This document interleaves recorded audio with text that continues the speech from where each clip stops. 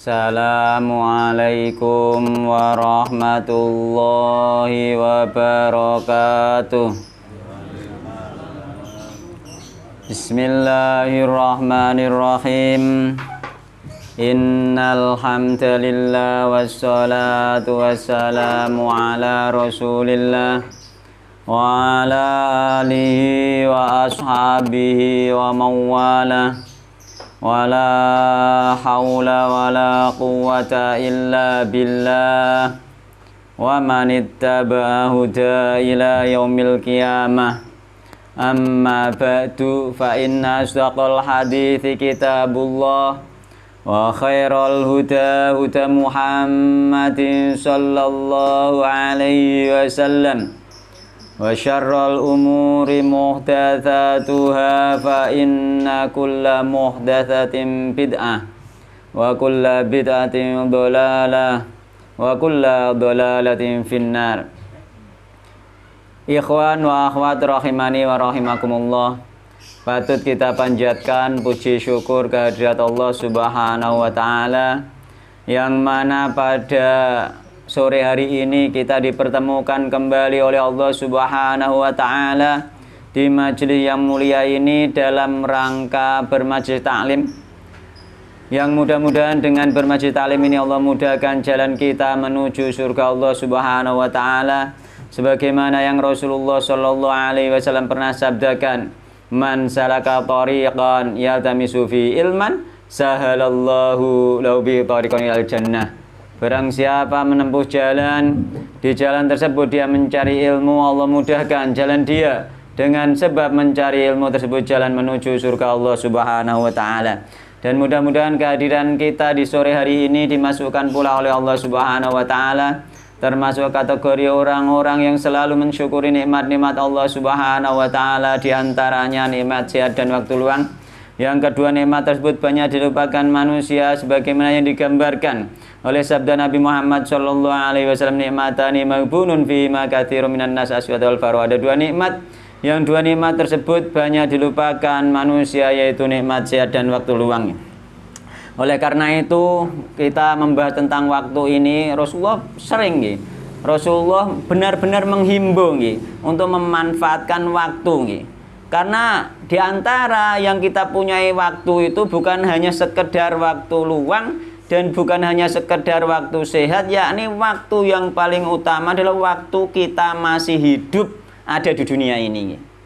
Karena kita hidup ini hanya sebentar. Kalau diibaratkan jam, di hitungan akhirat itu hanya 1 jam. Jadi kita hidup itu sangat sebentar, maka kita harus yang pertama kita menghargai waktu. Jangan sampai ada waktu yang luang yang terbuang sia-sia. Sehingga kita di dalam kehidupan kita itu harus selalu ada kegiatan yang bermanfaat bagi kita, terutama untuk akhirat kita. Itu yang terpenting. Jangan sampai ada waktu yang kosong, nanti kita akan menyesal. Dan ini ketika kita mau menghargai waktu akan mengurangi. Semua orang besok ketika di akhirat itu menyesal. Wis ngaji menyesal kenapa gak sregep belajar, gak sregep budal, gak sregep murojaah, gak sinau nang omah, pasti akan menyesal. Itu sing wis budal ngaji. Sing ora budal ngaji juga menyesal. Semuanya akan menyesal, tapi ketika kita mau meluangkan waktu yang luang tersebut kita hargai, maka kita insya Allah penyesalan kita itu akan berkurang, gak terlalu menyesal, karena semuanya pasti menyesal. Sampeyan sing wis sregep bisa kurang sregep kok. Sampeyan sing wis hafal 1 juz kena apa nggih biyen ngapalno kur 1 juz. Sing sregep maca Al-Qur'an yo kena apa nggih biyen mokur sedina misalnya mokur maca sak halaman, kenapa kur sak halaman, kenapa gak luweh iki. Karena apa? Karena itu bekal kita nanti besok di akhirat nggih. Maka dari itu mumpung kita masih hidup jangan sampai kita menyesal meskipun orang-orang yang beriman itu, orang-orang yang bertauhid sampai meninggal itu meskipun dijamin oleh Allah pasti masuk surga. Dijamin oleh Allah pasti masuk surga, kecuali orang-orang yang berdosa besar. Ya. Karena apa? Nek dosa kecil disepuro karo Allah. Wong sing beriman, orang yang mau sholat, orang yang mau Jumatan, orang yang mau puasa Ramadan, dosa-dosa kecil itu sudah diampuni oleh Allah Subhanahu wa taala. Di dalam hadis as-shalawatul khamsu wal jum'atu ilal jum'ati wa ramadhanu ila ramadhana mukaffiratun ma bainahunna idzajtunibat al-kabair. Jadi antara sholat satu dengan sholat yang lainnya, antara Jum'ah satu dan Jum'ah yang lainnya, antara Ramadan satu dan Ramadan lainnya, itu menjadi penebusan dosa nggih. Di antara semua itu nggih, ketika dijauhi dosa-dosa besar. Jadi orang itu ketika sudah beriman Islam benar bertauhid itu dijamin masuk surga nggih. Tapi syaratnya apa? Ya dijamin syaratnya gak musyrik nggih, tapi enek sing mampir neraka itu bagi orang-orang yang berdosa besar. Dosa kecil insya Allah sudah semuanya dijamin oleh Allah Subhanahu wa taala. Kita diampuni oleh Allah. Di antaranya itu termasuk bagian dari rahmat Allah Subhanahu wa taala lagi. Dan di antara bentuk rahmat Allah, Allah itu sebenarnya tidak menyiksa kita. Di akhirat itu kita tidak disiksa sebenarnya ketika orang itu bertauhid. Tapi kok ono sing mlebu neraka itu intinya mau dicuci ben layak mlebu surga, bukan disiksa dan tidak dihinakan oleh Allah Subhanahu wa taala. Allah masih sayang. Wong sing Islam sing bertauhid sampe sing mlebu neraka iki disayang karo Allah iki. Mulane nek wong-wong sing kafir, sing kira-kira memang dia ahlinya neraka, penghuni neraka. Nek wong Islam kan gak ahli neraka, dia hanya mampir, bukan ahli, bukan penduduk neraka. Beda loh, ahli neraka memang dia di neraka selamanya. Makanya orang kafir dihinakan, dicela oleh Allah. Tapi orang yang beriman ya dimasukkan neraka dalam rangka dicuci. Makanya nenggone hadis diriwayatkan apa? Nenggone Al-Qur'an bareng kan wong kafir nek neng neraka iku la yamutu wa la yahya. Ora mati ra urip. Disiksa tapi gak mati. Tapi wong bertauhid wong iman ketika disiksa dimatikan oleh Allah Subhanahu wa taala. Itu termasuk di antara bentuk kasih sayangnya Allah nenggone wong sing bertauhid. Yo loron dhisik tapi engko nek wis mati iya seperti itu, memang dimatikan oleh Allah karena dia hanya berfungsi dicuci. Tapi yo sakit dulu tetepan sampai matine memang sakit. Itu ngono lho. Nggih. Iya, aja terus sakit. Tapi ini termasuk bagian dari rahmat Allah, kasih sayang Allah nggon wong sing bertauhid. Mulane sing penting pertama itu kita iku nek apa dakwah ning wong-wong sing lagi kenal Islam, lagi kenal sunnah iku aja keras-keras. Sing penting kenal tauhid dhisik. Sing paling penting mengko anggere kenal tauhid wis jaminan lah masuk surga meskipun kabeh kok ono sing mampir nek dhek ndek dosa gede. Mulane kita jaga bener ya dosa besar itu jangan dikerjakan nggih. Itu kita jaga bener itu.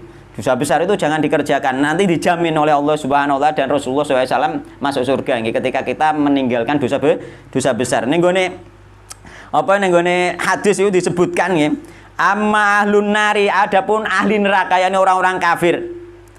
Alladzina hum ahluha fa innahum la yamutuna fiha wa la yuhyun. Ya, mereka itu tidaklah mati dan tidak hidup orang kafir. Maka ning gone Al-Qur'an sing la yamutuna wa la yahya iku wong kafir itu lho. Aja dalil wong Islam iku. Allah iku mono kasih sayangnya sangat luar biasa nggih. Malane ning kono Allah iku duwe kasih sayang jenenge rahmat. Rahmat itu Allah itu apa tetap sayang meskipun orang punya kesalahan. Mulane ketika kita wis rumah tangga, wis suwi, wis ora bojone suwi, engko mesti wis tuwe isih sayang dalam arti yo masih ada kesalahan kita tetap sayang gitu. Bukan sayang karena hartanya banyak, bukan sayang karena apa? Cakep gitu. Nek wis tuwek wis gak cakep, wis gak dibondo, tapi isih sayang wae iku jenenge rahmat. Dia tetap menerima meskipun dengan berbagai macam kekurangan. Itulah Allah Subhanahu wa taala sampai wis neraka wae karena untuk melayakkan dia masuk surga gitu. Jarine nggone hadis nggih. Walakinna nasun asobathum annaru bidunubihim. Adapun manusia yang dia terkena neraka nggih dikarenakan dosa mereka. Karena dosa bukan karena dia orang kafir masuk neraka nggih. Auqala bi khotoyahum dengan kesalahan-kesalahan mereka. Wong sing banyak salah, banyak dosa, sing melakukan dosa besar, mengko dosa kecil sudah diampuni oleh Allah lewat salat 5 waktu, gitu. Fa'amatahum imatatan hatta idza kanu, maka Allah mematikan mereka. Jadi matikan nggih. Imatatan nggih. Hatta idza kanu fahman, sehingga sampai mereka menjadi arang. Sampai jadi arang, wis mati ku gitu. Nek wong bertauhid tapi nek wong kafir enggak, la yamutuna wa la yahya, mati ra urip wis loro terus itu. Nah, bedanya di situ lah kasih sayangnya Allah Subhanahu wa taala. Mulane ngomong sing penting tauhid, ulama ngono terus sing penting tauhid, sing penting tauhid sik, itu masalahnya di situ. Sing penting tauhid sik.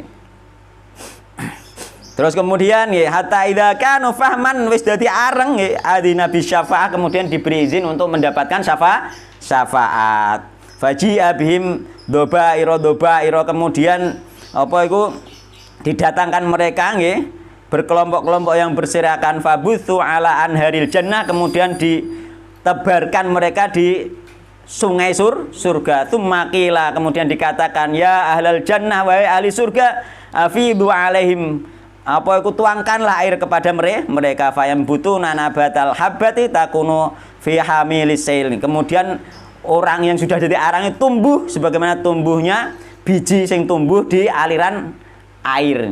Jadi tumbuh langsung kayak kecambah, tumbuh menjadi bagus lagi, putih bersih lah lagi. Itu fungsi nenen rokok nek wong bertauhid dicuci ben layak untuk melayakkan diri.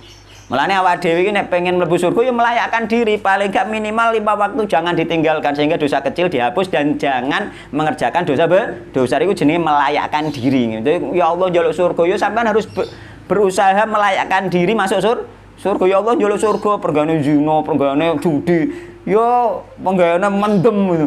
Ya tidak melayakkan diri, antara doanya dia dan apa itu perbuatannya dia itu tidak sinkron itu loh.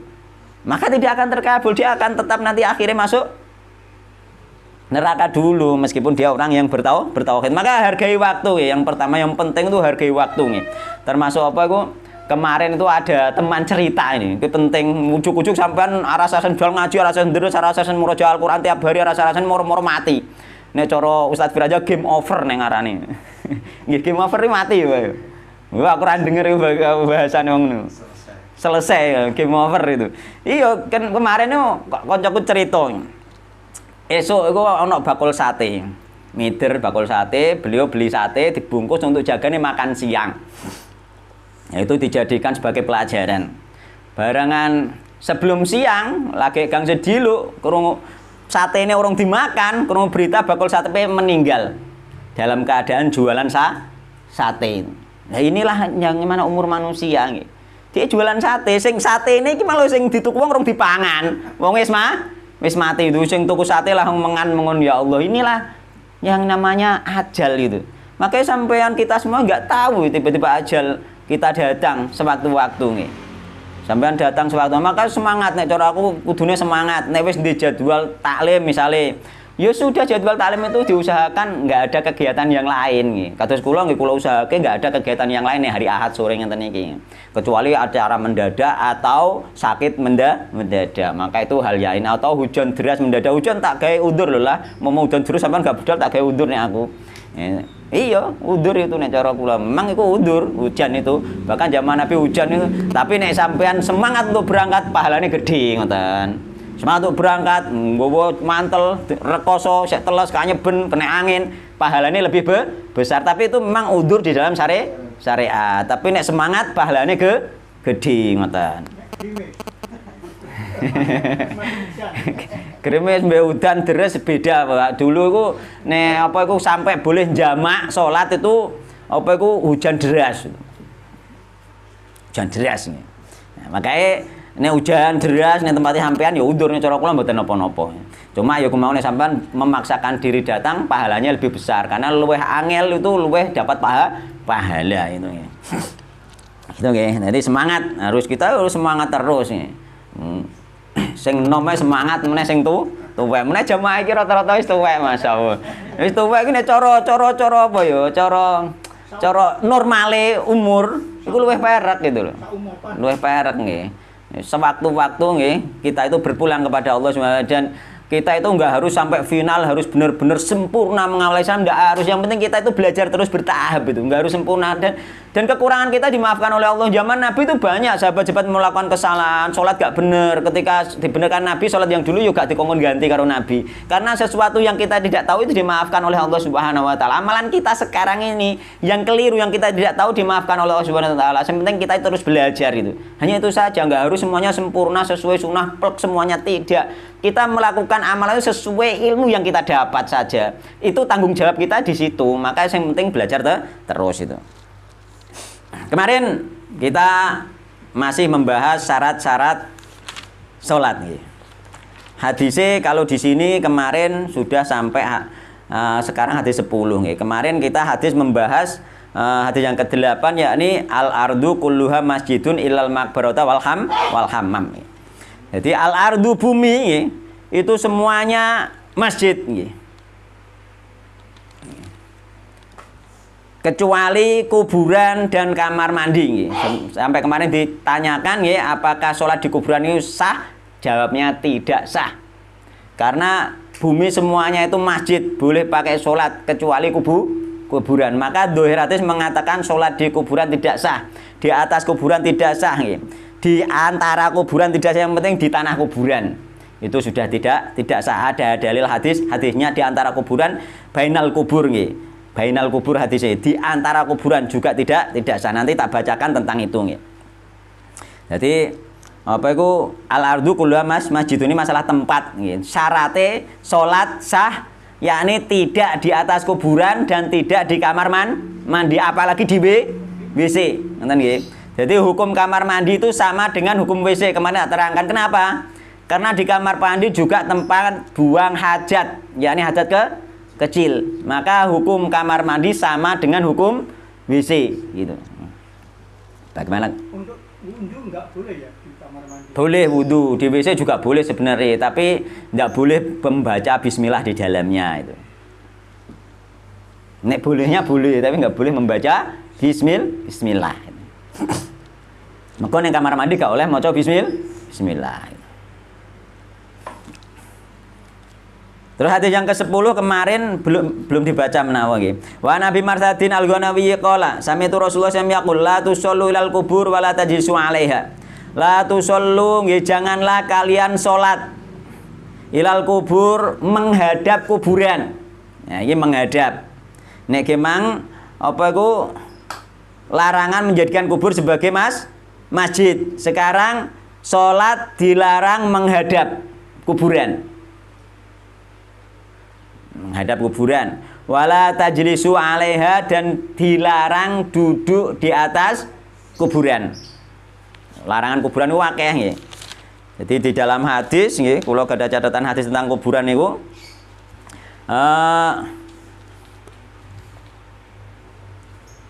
riwayatnya saking Jabir nggih, an Jabir qala nggih.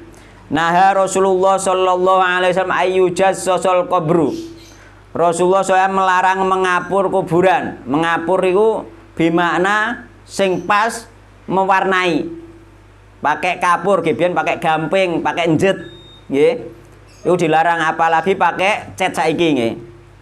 Jadi nah Rasulullah SAW ayyujassasal qabru nggih. Nek kiai langgarku biyen manane ayyujassasal mengapur itu dilepo nganggo abuk dicampur banyu, ning arane ya wis padha mbek di semen gitu. Ning semen manane di semen berarti manane kan padha mbek dibangun. Niki bukan ayyujassasal kubur mewarnai, mengapur iki mewarnai. Mana yang paling tepat nggih. Jadi naha Rasulullah sallallahu alaihi wasallam ayyujassasal kubru. Rasulullah melarang mengapur kuburan, mewarnai kuburan diwarnai putih itu. Mengko kapur warnanya putih. Wa yuqada alaihi, Rasul melarang duduk di atas kuburan. Duduk juga dilarang. Wa ayyubna alaihi, Rasul melarang membangun kuburan. Terus riwayate au yuzada alaihi, utawa nambahi kuburan. Kuburan ditambahi, dipekno krikil, pekno wedi, dikene kuburan. Iku dilarang. Sampai nek ndek kuburan keluarga, kuburan orang tua wis gak usah dipekno krikil kon njobok, pekno wedi kon njobok diurukno, iku haram. Nggih. Enggak boleh ditambahi. Nggih. Tambahi nggih. Terus ning riwayat liyane au yuktabale dilarang menulis kuburan. Nah, polemike menulis ning kene tulis jenenge kabeh kan. Nah, iku maka kalau menulis ini untuk selamatnya memang kita tidak nggih. Sebenarnya nggih. Namun pendapat para ulama nggih untuk menulis nggih, menulis di kuburan nggih. Nek menurut Imam Asy-Syafi'i, Imam Hambali iku mengatakan makruh nulis ning kuburan. Hukum masalah Imam Syafi'i ngarani makruh. Tapi rata-rata sing Syafi'iyah iku ditulisi kabeh. Kan ngono nggih. Terusane Imam Hanafi nggih, termasuk Imam Az-Zubki, orang juga mazhab Syafi'i Az-Zubki iku nggih, tidak apa-apa nggih asal jika memang dibutuhkan untuk sebagai tanda jenenge sapa, jenenge bapak sampean, hanya tanda saja. Yang nggak boleh itu tulisan seperti zaman jahiliyah. Zaman jahiliyah gak sekedar nama, ditulisi zaman jahiliyah ditulisi tentang kehidupan wonge ngene, pujian-pujian, dipuji-puji itu. Nah, itu yang haram itu. Maka menurut Imam Asyubki ambek Imam Abu Hanifah ditulis sekedar nama dalam rangka menandai, maka tidak apa-apa. Maka neneng kene ya wis keluarga mau tulis jenenge gak apa-apa itu. Gitu. Meskipun hukum asal menulis haram, tapi yang dimaksud katanya Imam Asyubki ambek Imam Abu Hanifah itu mengatakan yang dimaksud itu tulisan yang biasa dipakai orang jahiliyah, yakni memuji. Jadi ning kono ditulis puisi atau karya syair ditulis ning nggone kuburan mriku kan ngoten. Nah, itu yang dilarang ya. Memuji yang dikubur juga itu yang dilarang. Nah, itu termasuk pendapatnya Syekh Utsaimin ya. Juga membolehkan sekedar nama gitu, sekedar nama ya. Tapi tetap larangan mengapur mewarnai itu yo gak usah dicat sakjane. Gak usah dicat. Nek zaman biyen kuburan ditengeri apa? Batu nggih. Batu justru batu dan kayu itu lebih bagus batu sebenarnya. Awet itu. Kan sebagai tanda bahwa ini kuburan lebih awet. Gak dipangan rayap. Nek kayu itu rawan dipangan rayap habis itu. Ngene cara kene kan kayu modele. Kayu ngene. Nek memang umumnya adatnya kayu sih itu kan adat sebenarnya. Enggak harus nek gak watu bitanda seperti itu adat itu. Nah, kijing itu membangun, ada harame tadi apa? Wa ayyubna alaihi, dilarang membangun kuburan. Patok itu beda ambek membangun. Nanti patok ya setengah koyo dene batu, insyaallah seperti itu nggih. Tapi nek wis kijing membangun maka itu masuk kategori membangun, maka itu haram nggih. Tidak boleh wa ayyubna alaihi. Jadi seperti itu nggih, nek jenengan kuburan wong tuwa ya nek batu boleh, enggak harus batu, kayu sebenarnya juga boleh, itu adatnya di Indonesia patok itu kayu seperti itu, adatnya di Arab patok itu batu itu. Maka kayu juga boleh, bukan harus bid'ah, bukan, boleh. Ya, tapi lebih utama batu sebenarnya. Ya sudah diperhatikan Nabi dan juga tidak hilang itu nek batu. Maka itu sebagai tanda nggih. Nek mbok tandai batu rasa khawatir hilang nih. Utawa nek sampean pengen tanda gak usah nama, jari Mama Suwi kan sebagai tanda nengeri iki kuburane dulurku, iki kuburane bapakku. Nek pengen tanda, nek cara saiki mungkin mbok tanduri puring. Bisa kan?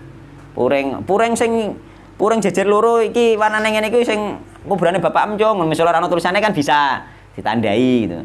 Atau diciri apa tanduran sing kira-kira ning kono sekitare gak ono, butuhe iku hanya tanda gitu. Nah, itu bisa nggih.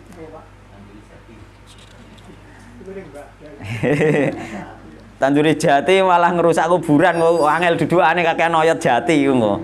Ngoten. Nggih, ditegur nggih. Kok kuburan. Ngoten ono nggih. Dan hadis ini nggih sebenarnya sudah dipahami oleh ulama-ulama nggih, termasuk pengarang kitab takrib nggih. Jadi ning gone kitab takrib itu disebutkan nggih, kitab takrib Fathul Qorib Al-Mujib dikaji di pesantren-pesantren NU juga dijelaskan di situ nggih. Yakni wayustahul qabru nggih. Dan kuburan itu diratakan. Kuburan harus rata. Wayustahul qabru wala yusannamu, dan tidak diunukkan, gak ditambahi. Yusannamu ditambahi lemah kok jabane. Nek munuk lemah kok asale gak apa-apa. Kenapa munuk? Lho wong jero dikai blabak ngene kok ora munuk piye mengko. Gitu. Nek munuk sangka asli lemah dudukane maka tidak apa-apa. Aja terus kudu diratakno, aja ngono. Nggih.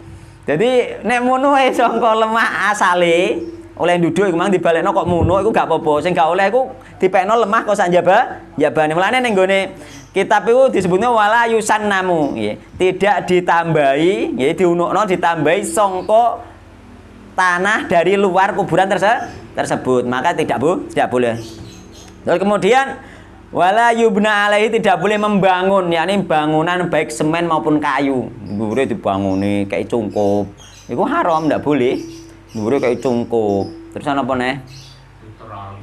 Oh malah diteralis besi bareng niku, ha? Iku ndak boleh nggih. Ya. Wala yubna alaihi, terus wala yujassasu, sama di dalam kitab takib disebutkan wala yujassasu, dan tidak boleh mengapur nggih.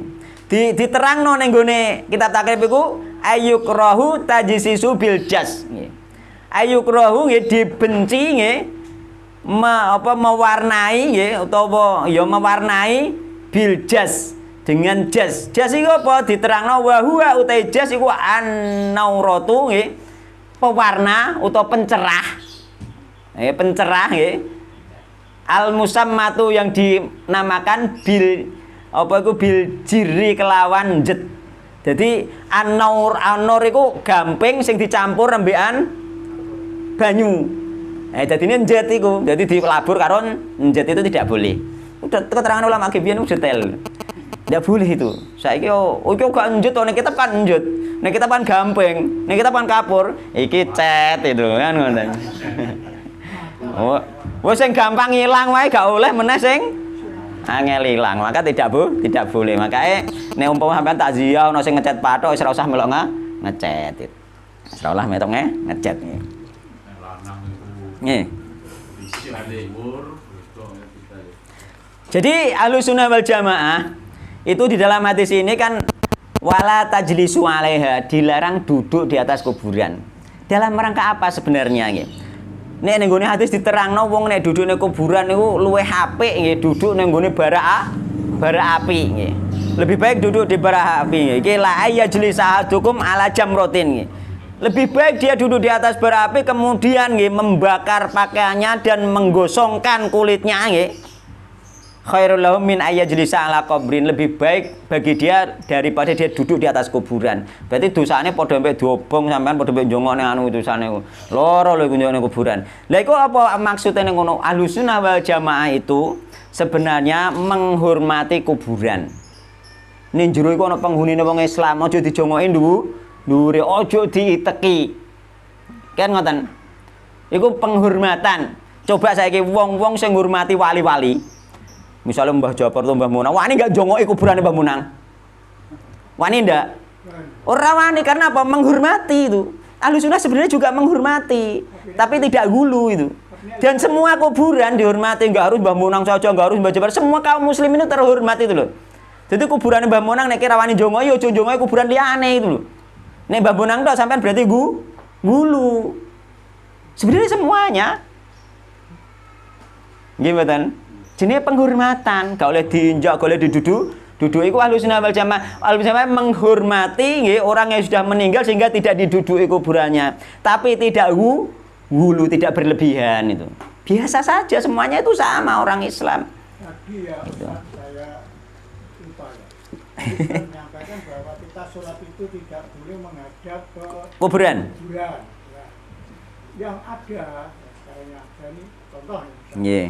Di makamnya Sunan Ampel di Surabaya, itu kan terletak di depannya masjid. Yeah. Nah, jadi sebelah baratnya masjid itu makamnya Sunan Ampel. Yeah. Kan berarti menghadap ke makam gitu.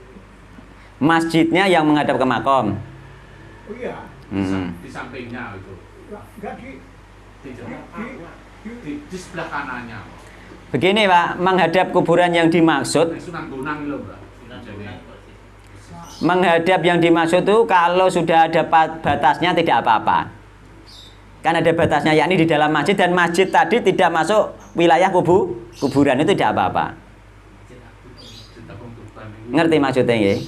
Jadi ketika ada masjid dan ketepaan di sebelah barat itu kuburan, maka tidak apa-apa. Yang penting masjid itu tidak berada di tanah kuburan. Makanya jenenge ono batas. Sebagaimana kita kencing, nggih, meskipun boleh kita kencing menghadap kiblat, nggih, ketika ada batas, sama seperti itu. Bahkan kalau di Sunan Giri itu termasuk wilayah dalam masjid itu.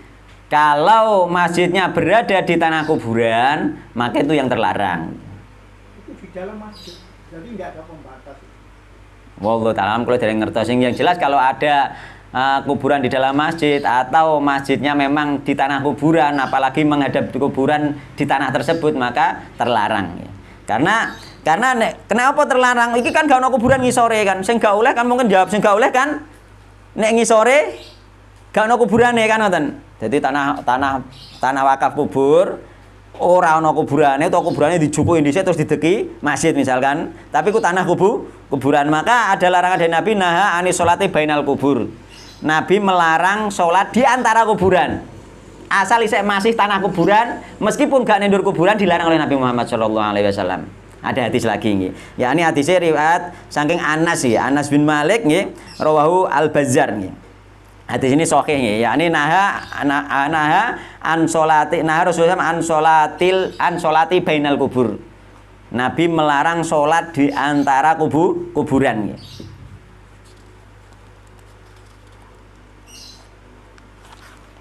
Banyak sekali tentang kuburan hadisnya. Kalau nyatet itu banyak, ini dibaca lama ini.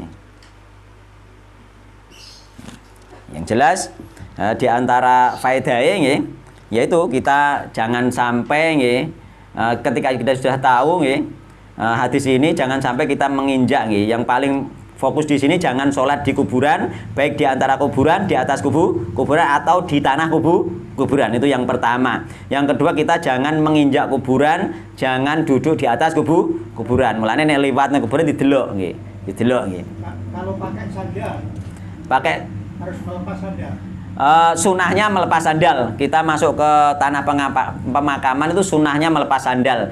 Namun para ulama mengatakan jika di kuburan tersebut banyak banyak duri, banyak sesuatu yang menyakiti kaki, maka boleh dipakai sandalnya. Itu sunah saja, nggak sampai wajib.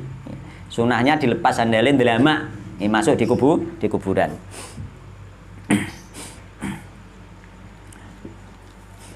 Terus kemudian hadis berikutnya masalah kuburan selesai ngoten nggih.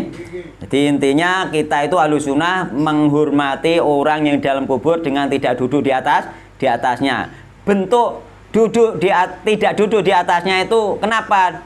Itu dia katakan menghormati dan tidak menginjak itu dikatakan menghormati. Coba buktikan orang-orang yang menghormati kuburan-kuburan keramat itu dia tidak akan berani duduk di atasnya. Nggak akan berani toh. Rawani dekne ape budal ape mundur ape mlaku mundur nyingkuri rawani meneh njongoki kuburan. Coba wong-wong sing senengane duduk nek pas nglawan duduk ning kuburan kok njongoki kuburan-kuburan keramat ora ngarepe wani. Maka dia menghormati penghuninya yang ada di dalamnya itu. Dan dengan penghormatan yang gulu. Nek kita ndak semuanya kita tidak duduk di atasnya, maka kita tidak gulu. Itu tidak berlebihan. Nabi Sa'idin radhiyallahu anhu qala Rasulullah sallallahu alaihi wasallam. Idza jaa ahadukumul masjida falyanzur fa in ra'a fina alaihi adan aw qadaran falyamsahu wal yusalli fihi ma araja Abu Daud wa Sahih Ibnu Huzaimah. Idza jaa ing dalem nalikane teka nggih. Sapa ahadukum salah sijine sira kabeh al masjida ing masjid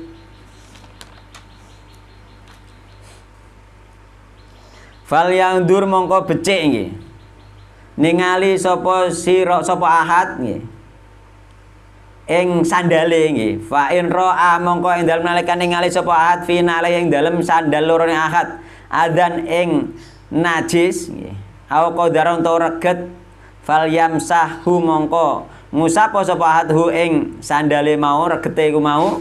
Wal yusolli lan becik salat salat fi ma ing dalam nganggo sandale iku mau nggih, sandal lorone iku mau araja Abu Daud wa Sahih Ibnu Huzaimah. Iki masalah pakaian harus suci dari najis. Jadi salat itu syaratnya pakaian suci dari najis dan di antara yang dianggap pakaian adalah sandal atau sepatu atau kaos kaki. Itu dikatakan pakai pakaian. Maka ketika kena najis nggih harus apa? Diusapkan ke tanah nggih, dan itu mencuci nggih, tanah sebagai pencuci nggih. Di antara dalile tanah sebagai pencuci adalah Nabi itu diberi 5 nggih. 5 keutamaan nggih yang tidak diberikan kepada seorang pun rasul nggih sebelum Nabi Muhammad SAW nggih. Terus Nabi ju'ilat lil al-ardu masjidah nggih.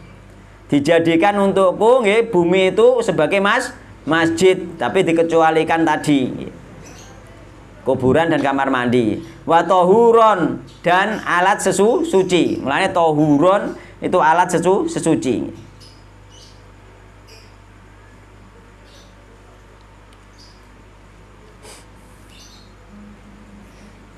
Apa meneh sekautamane limo? Sing pertama ditolong oleh Allah nggih, takut nggih. Jadi apa iku musuh iku takut kepada Nabi perjalanan 1 bulan wis wedi dhisik. Sing nomor loro, bumi dijadikan masjid dan alat suci. Yang ketiga keutamaan Nabi Muhammad ya umat Muhammad, yakni ghanimah itu halal, tapi umat sebelum dulu haram nggih. Ghanimah itu harus dibakar. Yang keempat, syafa'atul uzmah nggih. Nabi diberi hak syafaat nggih. Terus yang kelima, Nabi diutus untuk semua manusia. Ini nabi-nabi dulu diutus kelompok-kelompok nggih. Nek kita manusia semuanya nggih. Nabi Indonesia dewi, Nabi Malaysia dewi, ngono cara nggih pian. Nek saiki gak semuanya Nabi Muhammad sallallahu alaihi wasallam ya. Mulane ning kono bumi semuanya dijadikan masjid. Mulane terus Nabi fayyuma rajulin min ummati adrakathu shalah falyusolli, maka dimanapun nggih laki-laki nggih dari umatku mendapati waktu sholat maka dia harus sholat. Mau aku pas nih Tegal ji wayah manjengku mulai aku pedal dalu yo sholatnya Tegal kan ngoten. Makanya dia senere Tegal yo sholatnya Tegal ku mau. Mulane wong bertani lah gua harus gua gune-gunen mulai terus ning anu ndak. Sholatnya Tegal sah dia. Dia apalagi jauh Tegalnya jauh dari masjid, sekiranya gak mendengar adzan maka dia gak ada kewajiban datang ke masjid. Ya, ini sholatnya neta Tegal. Utawa pasar yang jauh, pasarnya jauh dari masjid, kira-kira gak mendengar adzan dia sholatnya ini Pak pasar itu bisa boleh nih. Gak wajib, tapi seandainya menyempatkan waktu nih, nang gage mulai kok wis jame saiki meneh ana jam bereng kira-kira asar jam 3 luwih 3 menit wis jelas. Nek pengen dapat pahala yang lebih banyak ya pulang melok jamaah nih Mas, nih masjid itu.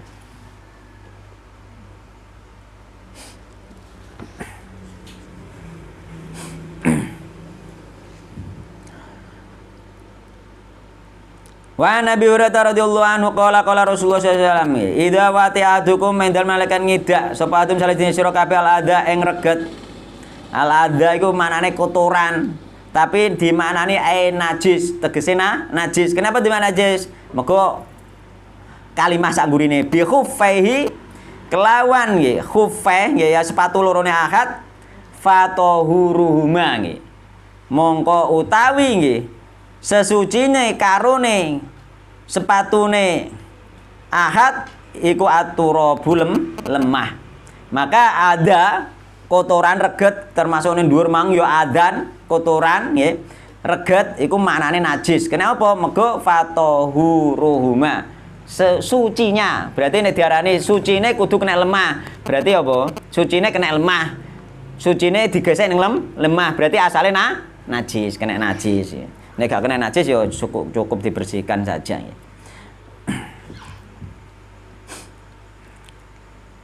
Akhrajahu Abu Dawud wa sahahu Huzaimah ya. Dan Nabi sallallahu alaihi wasallam ya tidak menyuruh apa mengulangi ya orang yang seperti ini ya. Ge biyen-biyen piye ora dihitung. Wong sufi saiki kan enek modele.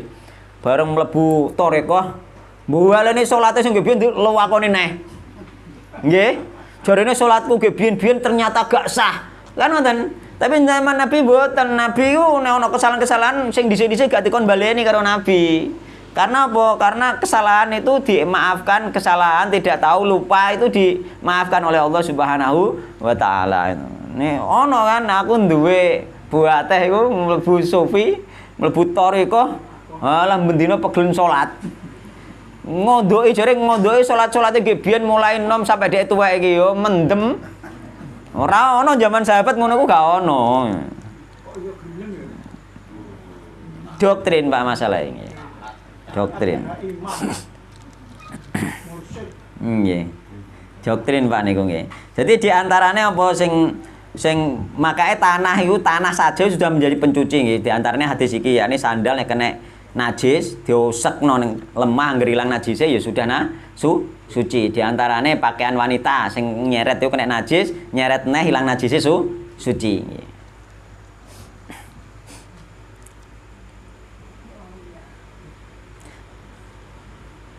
Yang disuci tidak pakai air gitu. Di antaranya apa kayak pembahasannya pernah dibahas ya, lewat sebentar itu istijmar. Peper itu kan gak nganggo air, sampean cukup pakai batu atau pakai tisu, yang penting kotorannya hilang nggih. Ini wong Jawa peper. Ngerti Pak peper nggih? Peper iki cawi tapi orang nganggo air. Itu sudah suci. Iya nek zaman kula sering ngalami nggih biyen wayah angon ning gone puthuk-puthuk ora ana banyu. Wis peper kuwi, nek cah angon mesti paham. Kula riyen angon wedhus. Dadi angon wedhus ngono woro-woro ngono iku, iya nek buang air ya peper niku memang.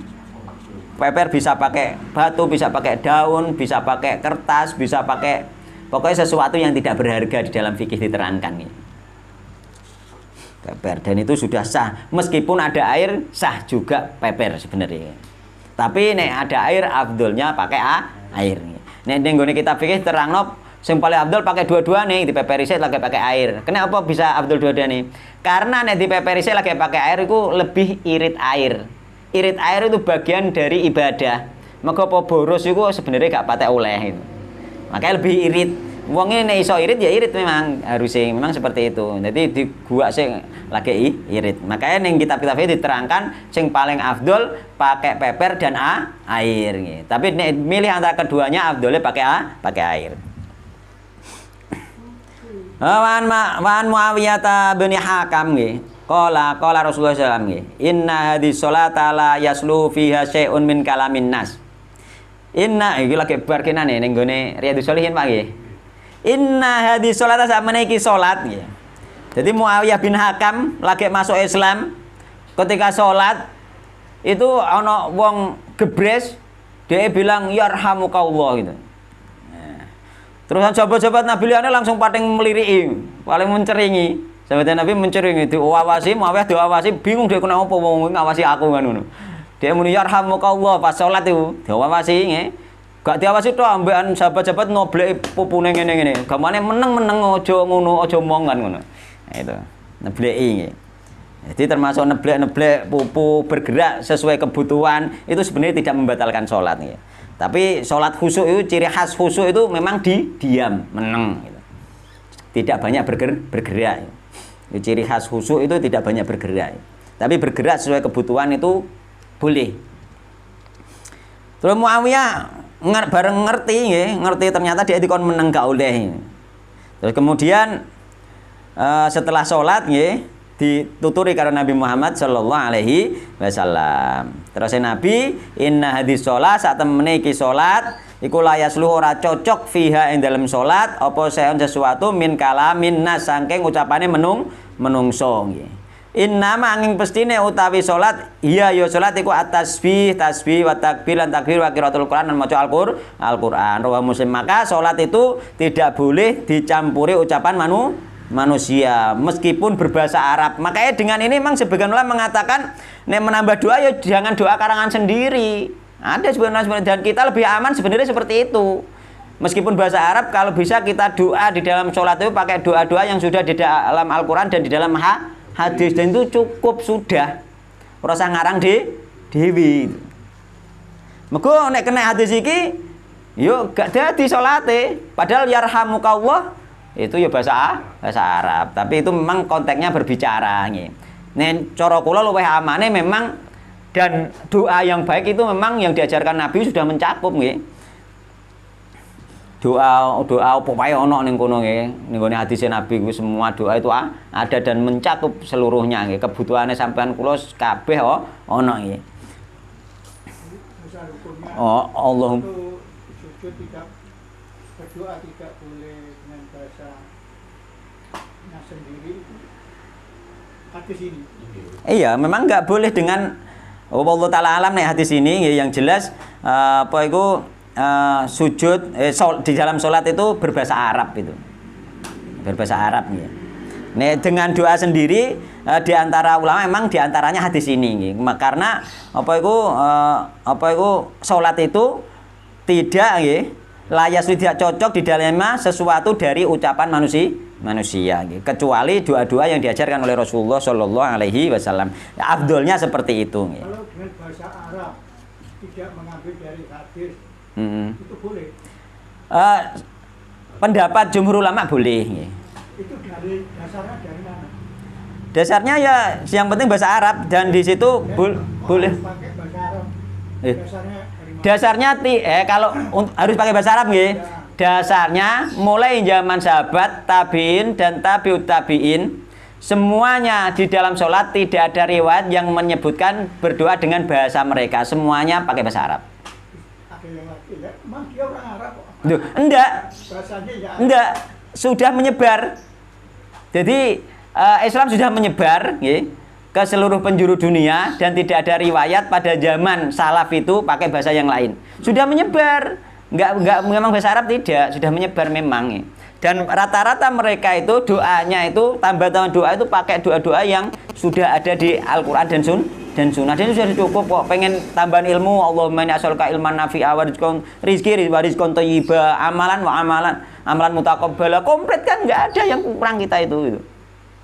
Terus doa apa lagi yang kita kurang? Paling doanya malah berubah jadi duit misalnya 100 juta ngono kuwi paling kan ngono. Doa sambil jekong ben lemune gak ono berarti. Lah warizqan thayyiban kan masuk.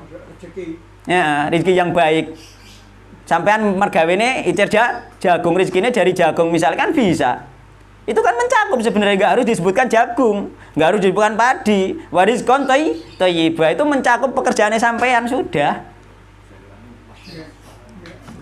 Allah Maha tahu. Ayo, yo memang di situ rezeki yang baik itu misalnya sampean petani ya jadi bertani itu gitu.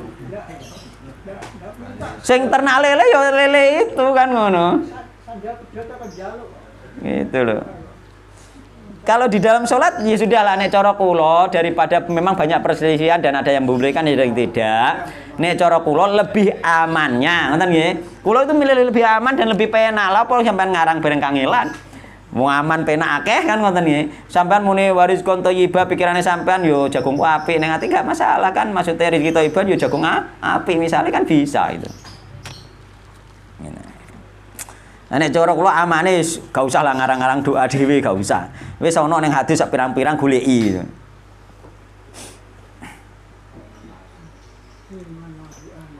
Nggih. Jadi Muawiyah bin Hakam di sini hadisnya nggih. Dia baru masuk Islam nggih. Rawahu Muslim nggih. Boleh nggih gerakan-gerakan yang sesuai kebutuhan itu boleh nggih. Wan Zaid bin Arqam radhiyallahu anhu annahu qala nggih. Nek kula cenderung mboten ngarang doa bahasa Arab nggih. Kula cenderung mengikuti yang sudah ada di sunnah. Iku wis akeh awake dhewe gak ngentekno wisan. Wis gak ngentekno. Boleh gak ngentek. Kesehatan itu doa di mana ya? Kalau di hadis minta kesehatan. Iku apa iku? Afiyah. Allah apa iku termasuk doa di antara apa iku? Rabbi firli itu loh. Doa apa itu? Di antara dua sujud nggih.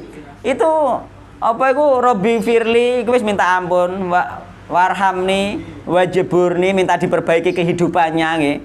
Warfa'ni minta diangkat derajatnya, terusan wa'afini warzukni terus minta rezeki. Komplit kan wa'afini. Afini ki afiyah iku sehat waras, sehat lahir batin afiyah itu. Afi ini ku luar biasa loh, sampean niku pokoknya konsentrasi tenan. Afi ini ku doa sehat lahir batin, cara basa Jawane waras. Sampean niku waras, yo gak stres, yo awake sehat. Penak iku. Kalau ditambah wafu'an itu ada.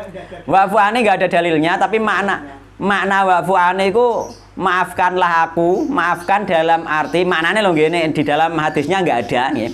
Makna wa'fu anni itu tidak sama dengan Allahumma gfirli, tidak sama. Allahumma gfirli kita minta ampun kepada Allah atas dosa yang kita berbuat. Nek kono apa mau wa'fu anni? Wa'fu anni itu kita minta maaf kepada Allah atas kekurangan amalan yang kita perbuat. Misalnya minta maaf kepada Allah atas kekurangan kurang khusyuk dan lain sebagainya itu lagi. Kekurangan dari amalan yang kita berbuat, tapi nek Allahumma gfirli minta ampun dari dosa yang kita berbuat, bedanya di situ. bahasa karena nggak ada dalilnya. Wa'afini ana. Wa'fu anni. Nggih. Nah, kalau untuk berdoa boleh. Boleh.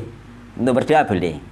Tapi nek untuk di antara sujud karena itu sudah ditetapkan Nabi lebih baik tidak dipakai, tapi nek untuk doa secara umum dipakai boleh. Untuk ya ditambahi wa'fu anni barang. Boleh ikut dipakai di luar sholat boleh.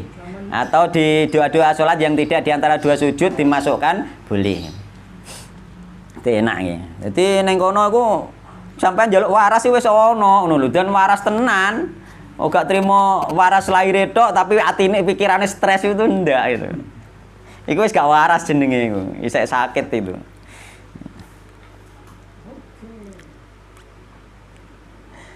Namanya Zaid bin Arqam nggih. Anahu qala satame Zaid bin Arqam qala ngendika Zaid bin Arqam, in kunna nggih, in sak temene kelakuan iku kuna ana sapa kita iku la takallamu nggih.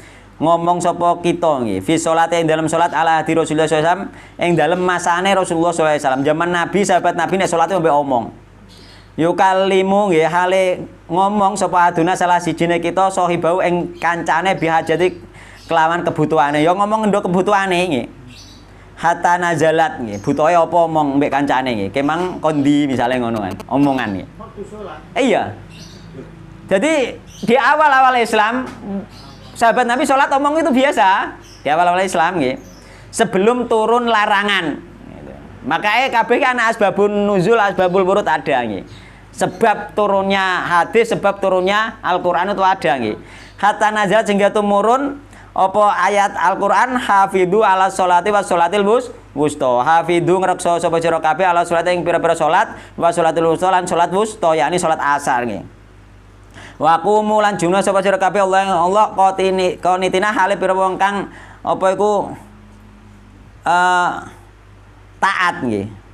Fa umirna mongko den perintah sapa kita bisukuti kelawan meneng bar kuwi lagi dilarang Nabi omong dikongkon meneng saurunge kuwi wong salat biasa omongan itu. Wa hunuhina anil kalam lan di cegah kita anil kalam saking ngomong mudawan alaih. Jadi memang seperti itu nggih. Ya, jadi memang asbabun nuzul, asbabul wurud memang nek ana wong misale ana riwayat gebiyen sahabat ana wong iya memang tapi bar kuwi dilarang ya. Iya anak. Ini termasuk masih bahas bicara nggih. Jadi di antara syaratnya salat gak boleh omong nggih. Ngomong batal salate. Wa Nabi radhiyallahu anhu qala Rasulullah sallallahu alaihi wasallam atasbihu utawi tasbih iku lirijali kanggo lanang wa tasbih lan keplok iku linisai kanggo wong wedok muttafaqun alaihi zadang nambahi sapa muslim fi sholati ing dalem salat iki bahas masalah omong piye nek terus kira-kira pengelingno wong ya baca tasbih nek wong lanang nek wong wedok pakai keplok kenapa wedok pakai keplok mergo suarane wong wedok dianggap aurat ngene krungu suarane indah sing lanang wong salat liyane wah itu. Wallahu taala alam iku rahasiane iki. Wong biyen dikatakan dani ning Masjid Madinah iku memang enggak ada satire. Mokur kono wedok kene wong lanang ngono ae. Enek sing tandha rukuke mbek nginceng nguri enek kan ngoten. Riwayatnya ada itu. Rukuk mbek nginceng nguri. Iya kok ora beling kuwi ana wong zaman begitu nggih. Ya, ini hadis yang ini. Nggih. Sebenarnya kita pakai pada waktu imam Salah. Kita mengingatkan pakai tasbih. Tepuk nggih. Tepuke nek ning nggone apa iku nek ning nggone kitab fikih nggih diterangkan itu tepuke itu begini. Nah, jadi punggung telapak tangan kiri ditatapkan telapak tangan kanan. Bukan tangan kiri, bukan. Nek diterangno fikih iki gini. Punggung telapak tangan kiri dihentakkan ning gone telapak tangan kanan. Berapa kali? Yo, enggak ada batasan. Satu kali aja. Ya, yang penting mengingatkan saja nggih. Kepuk nggih. Karena nek tepuk tangan murni iku kebiasaannya orang jahiliyah. Tepuk tangan murni iku kebiasaannya orang jahiliyah. Ini tepuk untuk mengingatkan loh nggih. Nek tepuk untuk takjub, gumun, misalnya siar peringkat 1 tepuk tangan itu tidak boleh. Karena nek takjub wong Islam ajaran apa? Subhanallah atau baca takbir. Beda nek tepuk tangan niku takjube wong jahiliyah. Wong dene takjub ku tepuk tangan ya. Bahkan ning gone Al-Qur'an wa makana sholatum indal baiti illa muka'aw wa tasdiyah. Nggih, tidaklah nggih salatnya orang-orang jahiliyah dulu di Baitullah nggih ning Ka'bah kecuali hanyalah siulan dan tepukan tangan. Dia menghormati Ka'bah itu dengan bersiul-siul dan dengan bertepuk tangan. Dia takjub. Iya, menghormati Ka'bah, takjub dengan Ka'bah, mereka bertepuk tangan.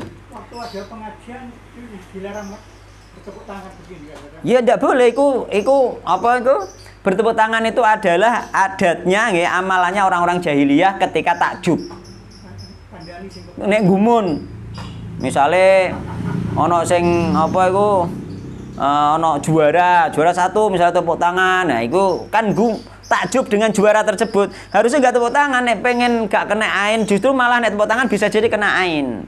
Nek pengen gak kena ain sampean gumun mbek sapa wae ku baca subhanallah utawa baca takbir ku aman. Karena sudah menjadi kebiasaan ya.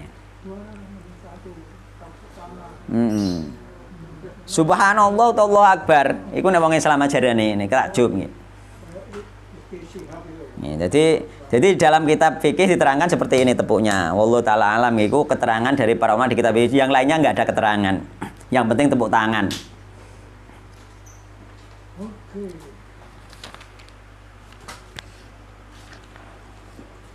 Nek ono pertanyaan monggo sambil tak lanjutkan. Wan Mutarrif bin Abdullah bin Sakhir an Abi qala ra'aitu Rasulullah sallallahu alaihi wasallam yusolli wa fi sadrihi azizun. Salat sinten Nabi wa fi sadrihi lan iku ing dalem dodone Nabi azizun utawi swara umup. Ka azizil mirjali kaya dene umupe banyu empreng minal bukai saking nangis. Jadi Nabi nek nangis sampai guguk-guguk nek salat iku. Jadi salat mbek nangis guguk-guguk iku gak batal. Nah, intine ngono nggih. Arajaul khamsah illa Ibnu Majah nggih. Wa sahahu Ibnu Hibban. Jadi salat mbek nangis guguk-guguk lah gak trimo nrocoh tok guguk-guguk lah iku gak batalno salat karena Nabi melakukan. Seperti air mendidih. Ya guguk-guguk, Pak, seperti air gede mengguguk-guguk nggih. Nggih. Sopo ya sing iso nangis. Jadi sampai seperti itu nggih. Nek jenengan saged monggo nek dhewean tapi nek ana wong akeh iku saru. Embo-embo nggih. Embo-embo nggih.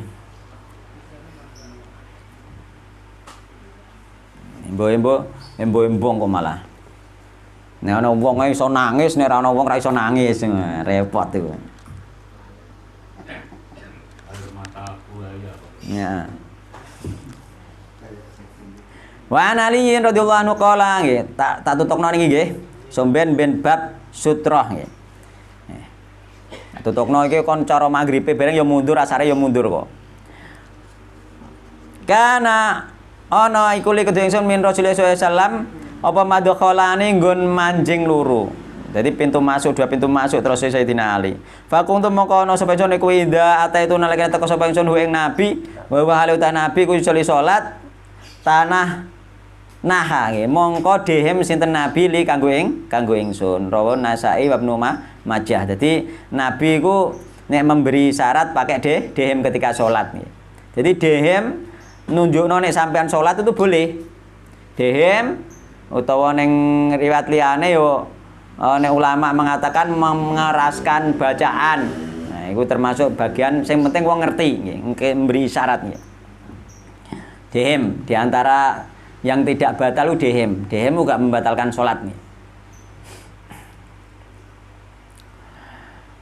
Ana hadise iki nggih. Jadi Nabi dehem ketika salat nggih. Karena ning kitab fikih iku Imam Syafi'i cenderung ning gone makruh sampai mungkin cenderung batal salat ketika dehem dan dianggap dehem tersebut mengeluarkan 2 huruf. Ngono kok. Piye? Aku pernah ditegur aku kan DM perkara kenaanku riak aku anu le. Aku ditegur di seneni jarene kowe nek ora ngandel lah sing penting ora ganggu wong liya. Aku DM diarani ganggu tapi nek ana wong pujian buantar ora ganggu. Bingung aku ngrasano. Iya. Itu biasanya kalau ada tamu, Ustaz. Kita waktu sholat ada tamu. Ya, DM boleh memberi isyarah nek wis krungu. Kok ora metu oh wonge salat takbir banterno Allahu Akbar. Ngoten. Boleh. Sholat ini orang Wa Ibnu Umar radhiyallahu anhu qala qultu matur sampeyan li Bilalin mari Bilal. Iki isyarat yang lain lagi nggih. Kaifa hale kaya para aita rusira Nabi sallallahu Nabi sallallahu ya ruddu nggih. Hale jawab sinten Nabi alaihi mengatai sahabat khina ing dalem nalikane yusallimuna uluk salam sapa para sahabat alaihi ngatasi Nabi wa huwa hale utai Nabi ku yusolli salat nggih. Wae Bilal piye sampean ngertine nek kira-kira sahabat-sahabat uluk salam ning nggone Nabi kok Nabi keadaan salat. Kala matur sinten Bilal yaqulu ngucap sinten Nabi hakada. Ngucap sinten Bilal mesti nggih hakada ing mengkene nggih. Wa basatolan beber tangane Bilal nggih. Wa basatolan beber sapa Bilal kafahu ing EPP Bilal gitu. Arajau Abu Dawud. Jadi wa Tirmidzi wa sahahahu sahih hadis ini. Jadi Nabi iku nek diulehi salam pas salat, Nabi cukup mengangkat tangan iki. Isyarah. Nah, jadi nek sampean di sana assalamualaikum ngene tok terus nek salat. Jadi boleh dengan isyarat tangan, boleh dengan dehem nek memberi isyarat wong kita itu salat, boleh dengan angkat tangan, boleh dengan dehem, boleh mengeraskan suara bacaan.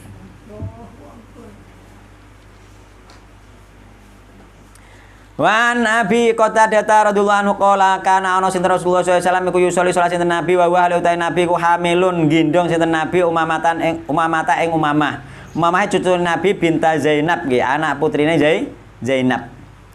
Jadi Umamah binti Zainab iku bapake jenenge Abul As bin Rabi.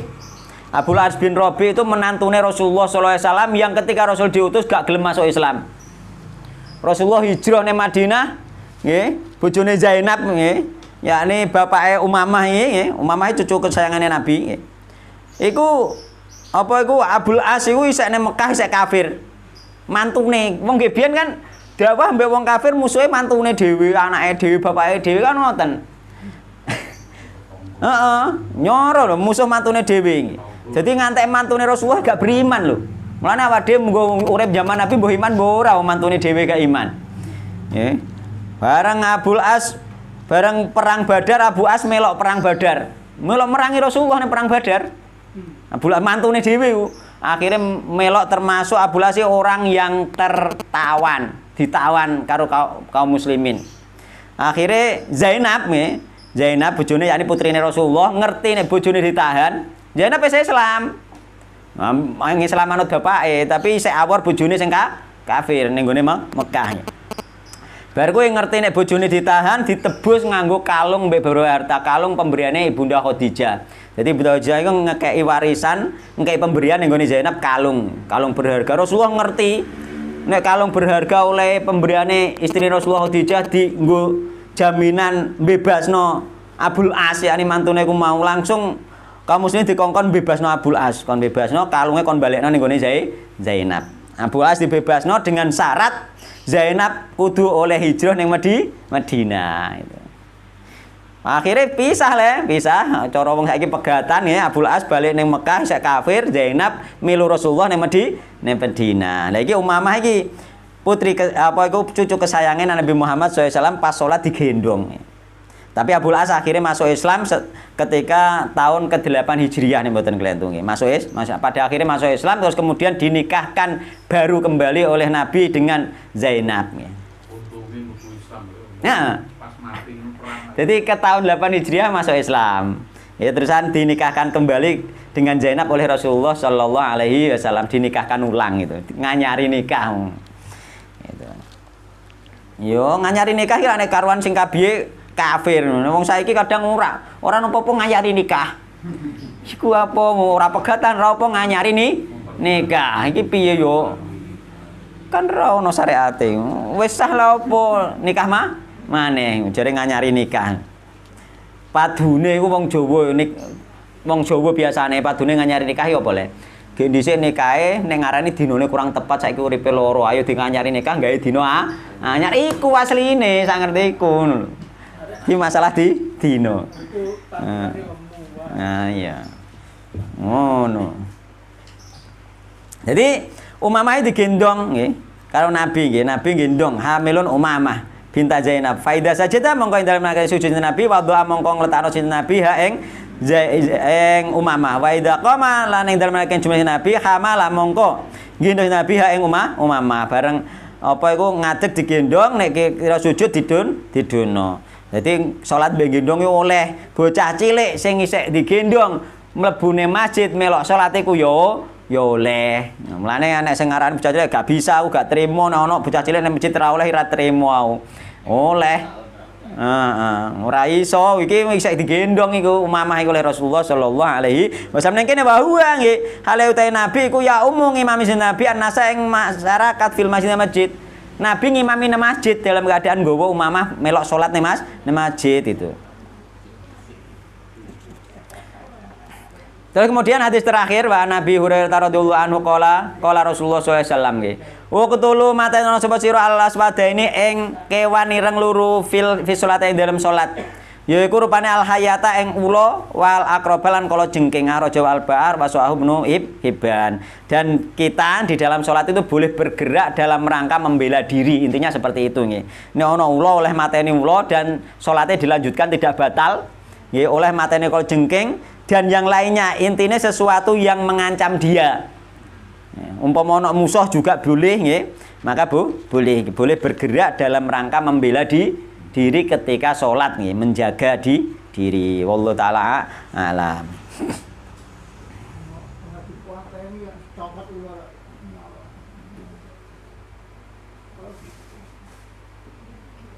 Ustadz minta pencerahannya bagaimana hukumnya jika suami istri tidur terpisah, suami tidur di ruang tamu sedang si istri di kamar. Nek hukum umum tidak apa-apa. Duwe kamar dewe-dewe ya ora apa-apa nek pengen lagi moro. Itu boleh, enggak harus satu kamar. Itu yang pertama. Nenek iki kira-kira tukaran ya beda meneh. Gitu, beda meneh nggih. Jangan nggih. Delok anune iki, delok kasuse nggih. Kena apa sing lanang kok ngantek turune ruang tamu. Nah, iku. Maka hukumnya yang delok asal masalahnya kena apa itu. Apa diserengeni gitu. Makanya kita itu ya untuk menjaga keluarga, menjaga suami istri, menjaga rumah tangga, itu sebenarnya kita itu kembali kepada hadis ihfadillah yahfadka. Ke ojo kuwatir bojom selingkuh. Nggih, baik wong lanang nggih, utawa wong wedok ojo kuwatir dengan cara apa? Dengan cara sampean menjaga diri. Yakni bertakwa kepada Allah Subhanahu wa taala gitu. Jadi ihfadillah yahfadka. Jagalah Allah, Allah akan menjagamu. Nek sampean bener-bener menjaga Allah, Allah akan menjaga kalian nggih. Anake dijogo, bojone dijogo. Nek pengen bojom gak selingkuh, sampean yo selingkuh, insyaallah bojone yo gak selingkuh gitu. Jadi menjaga diri saja. Nah, jadi sampean itu ojo sosok cemburuan, sosok mreksa HP-ne bojone. Jangan itu. Engko ana jenenge si Leni iki sapa padahal Leni iki apa jenenge iku marketing opo ngono ku kan biasanya kan ana nggih. Heeh. Moro-moro cemburu akhirnya tukaran sing siji akhirnya turune ruang tamu. Ya nek turune ruang tamu suami karena marah dengan istri nggih. Maka istri harus berusaha bagaimana suami tersebut memaafkan. Sehingga kembali menjadi biasalah. Lagi mengko apa nek dimaafkan kalau memang dia itu salah nggih, marahi karena sesuai apa iku? Karena kesalahan si istri nggih, maka si istri mendapatkan murka nggih dari Allah Subhanahu wa taala dan dilaknat malaikat sampai suaminya itu reda. Bahayane wong itu seperti itu. Iya, ndelok karek sebabe nggih. Ndelok karek sebabe nggih. Maka wong itu memang surganya di suami itu. Oh turune ruang tamune lho kenapa mangkel karo kowe sebabe apa? Mungkin HP-ne mbok duweloki wae kan ngono. Kan bisa ya. Kita enggak tahu ya. Nggih. Ya nek karena misalnya mbok cemburui terus ya sudah sampean minta maaf, terus sampean bertakwa kepada Allah, salat sing tenanan, poso sing tenanan, mulane idza sholatil mar'atu khamsaha itu nggih, wa shamat syahraha wa ata'at balaha wa hafizat farjaha itu nggih, maka dakhalatil jannah, maka dijanji surga oleh Allah Subhanahu wa taala. Sing penting iku mau sampean bertakwa, pasti suamine dijaga. Gak usah khawatir. Wong wedok misalnya gelem bertakwa dengan Allah, pasti suaminya jaga. Allah ihfadillah yafadka. Dijaga dari apa? Dijaga dari berbuat dosa. Saumpamane pengen mungkin izin wayo, mungkin ngoten. Nah, iku nek gak sampean izini paling ya ora wani kan ngono. Nggih. Apakah sholat hajat atau tobat itu ada? Nggih. Sholat tobat itu ada hadisnya. Sholat hajat itu sebenarnya nggak ada hadisnya khusus, tapi sholat hajat itu sebenarnya sholat sunnah lillahi ta'ala karena punya hajat itu aja. Ngerti maksudnya nggih? Sampean pengen tuku mobil terusan sholat 2 rakaat berdoa kepada Allah Subhanahu wa taala, jenenge iku jenenge ae sholat hajat. Sebenarnya bukan sholat hajat, sebenarnya sholat sunnah karena kita punya hajat sergep sholat sunnah mergo ape ndonga ning Allah iku gak apa-apa. Tapi nek spesifik sampean jenenge iki sholat hajat itu ndak ada memang. Nek sampean duwe hajat terus sholat itu bisa, karena sholat termasuk bagian dari doa dan dikabulkannya doa di dalam sholat. Maka sampean nek pengen hajate kabul ya rajin-rajin sholat sunnah itu saja. Sholat sunnah mutlak nggih. Sholat sunnah mutlak. Sholat tobat itu yo nggak ada ikatan waktu, yang penting tidak di waktu haram. Memang ada. Sholat taubat itu ada. Ada. Yeah. Ada hadisnya. Ada hadisnya, nanti tak bawakan insya Allah. 2 rakaat. Yeah. Tobat apa lah Bu Yuli? Wallahu taala alam nggih. Nek hajat kula memang nek tobat nggih ada riwayatnya, nanti tak carikan lagi masalah riwayatnya nggih. Wallahu taala alam nggih. Terus kemudian nggih. Tapi memang tobat nggak harus sholat gitu loh guys. Cukup baca istighfar sudah bisa nggih. Tapi ada memang sholat tobat itu. Tapi nggak ada tata cara khusus nggih. Yang namanya sholat itu 2 rakaat salam. Tadi saya menerangkan bahwa mengambil tanah di luar pemakaman tidak boleh kalau makam itu longgar. Gimana solusinya? Karena harus ambil atau beli tanah di luar makam. Misalnya tanahnya longsor, longgar malah krowok, ngoten nggih. Maka itu tidak masuk larangan, dimasukkan kepada wayus tohul kubru, diratakan kuburan. Masuknya di situ. Berarti sampean bolehnya mengambil sampai kuburan rata. Gitu. Jenenge tidak menambah, jenenge membangun, meratakan gitu. Maka ning kono hadis kan wayus tohul kubru, kuburan diratakan ambrol terus krowok yo diratakan, diambilkan dari luar enggak apa-apa untuk yang ini gitu. Karena tidak masuk kategori menambah, sing dimaksud mengunukkan. Yang kono kan wayustul kubru wala yusannamu. Wayusannamu tidak boleh mengunukkan kuburan, mengunukkan dengan cara menambah dari luar. Bahasanya mengunukkan kuburan nggih. Jadi nek ketika hanya meratakan, meskipun dari luar masih dibolehkan. Jadi itu khusus nggih.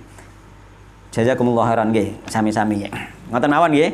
Jadi boleh sampean kuburane longsor, dibenahi, diratakan, tapi jangan sampai diunukkan. Ngoten nggih. Wallahu taala alam, semoga kajian membawa barokah, membawa manfaat, nggih, menambahkan iman kita nggih. Dan yang terakhir kita itu jangan terlalu kepo ngurusi orang lain nggih. Sehingga kita itu nanti fokus mengurusi kita sendiri nggih. Ketika kita melihat orang lain berbuat dosa, kita hanya berdakwah menyampaikan saja, tapi kita tidak memeriksa HP-nya dan lain sebagainya itu loh. Termasuk istri jangan selalu memeriksa HP suami, dan suami juga sama. Menurut para ulama suami juga minta izin ingin memeriksa HP istri. Gitu. Sama sebenarnya, apalagi istri gitu. Maka itu privasi. Ngoten nggih. Wallahu taala alam, semoga kajian membawa barokah. Subhanakallahumma bihamdika asyhadu an la ilaha illa anta astaghfiruka wa atubu ilaik. Wassalamualaikum warahmatullahi